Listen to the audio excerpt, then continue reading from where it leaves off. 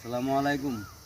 বাংলাদেশ বিনিয়োগ উন্নয়ন বিটা নির্বাহী চেয়ারম্যান স্যারের কাছে আমার আকুল আবেদন, অবহেলিত বালি থেকে খনিজ সম্পদ আলাদা করার জন্য আমাদের পরিকল্পিত উপায়ে টেকসই আবিষ্কারকৃত সেটের মাধ্যমে দেশ ও জাতির সম্পদ আহরণ করার স্বার্থে 2005 সালে বুয়েটের বস্তু ও ধাতব বিভাগীয় প্রধান ডক্টর কাইনেসের মাধ্যমে মেজর একসই করানো হয়েছে।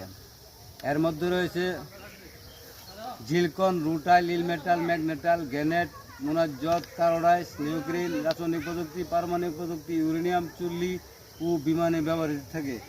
তাই আমি আমার এই মজুত করা খনিজ সম্পদ 2005 সাল থেকে অনুসন্ধান চালিয়ে আমার মজুত করা খনিজ সম্পদ বিনিয়োগ করার জন্য আহ্বান জানাচ্ছি মাননীয় নির্বাহী চেয়ারম্যানের স্যারের কাছে, বাংলাদেশ বিনিয়োগ উন্নয়ন বিটা নির্বাহী চেয়ারম্যানের কাছে। এই খনিজ সম্পদ বিনিয়োগ করতে পারলে আমাদের দেশ ও জাতিকে এক ধাপ এগিয়ে নিয়ে যাওয়া সম্ভব।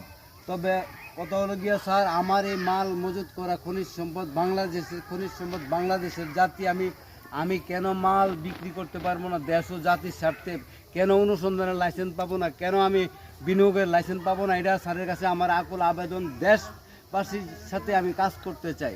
আমার কাজ করার জন্য কোনো বাধা বিঘ্ন যাতে না থাকে, আমার এই মাল বিনিয়োগ করার জন্য এই উপাদান যাতে কিন্তু বিনিয়োগকারী করার জন্য যদি বাধা না থাকে, এই কারণে আমার আকুল আবেদন আমি জানাচ্ছি। আসসালামু আলাইকুম।